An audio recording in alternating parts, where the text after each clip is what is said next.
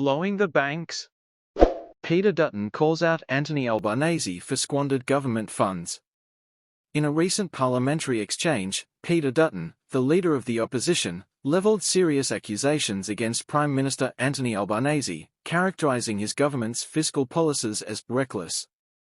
Dutton's remarks focused on the government's approach to managing the Future Fund, which was established by the Howard government in 2006 to enhance Australia's long-term financial stability. According to Dutton, the Albanese administration has undermined this foundational financial structure through its excessive spending, which he claims has contributed to rising inflation and economic instability.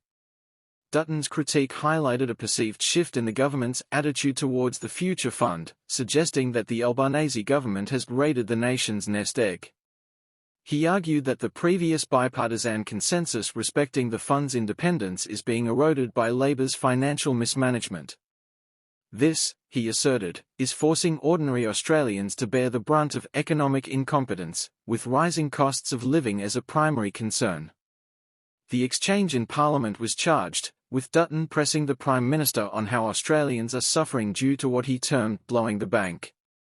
He questioned the Prime Minister on the rationale behind the government's spending habits and how they affect everyday citizens. In response, Albanese defended his government's record, emphasising that when they took office, they inherited a significant budget deficit of $78 billion. He pointed to his administration's efforts to reduce this deficit to a projected $22 billion, followed by a further reduction, positioning his government as one focused on fiscal responsibility. Albanese's rebuttal included a defense of his government's policies, arguing that inflation has decreased significantly under his leadership, from 6.1% to 2.8%, while job creation and wage growth have improved.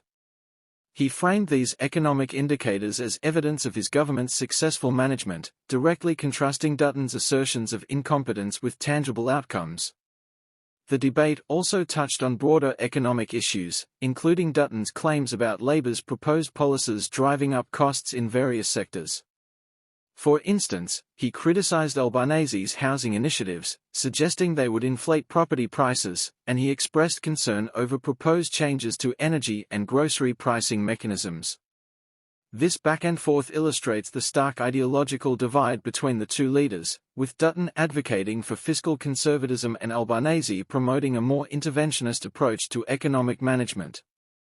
Amidst the heated exchanges, parliamentary procedure played a role, with points of order being raised regarding the relevance of responses and the conduct of members. This procedural aspect underscored the contentious nature of the debate and the high stakes involved in public perceptions of economic management. Ultimately, this parliamentary confrontation encapsulates the ongoing struggle for narrative control in Australian politics, particularly regarding economic governance.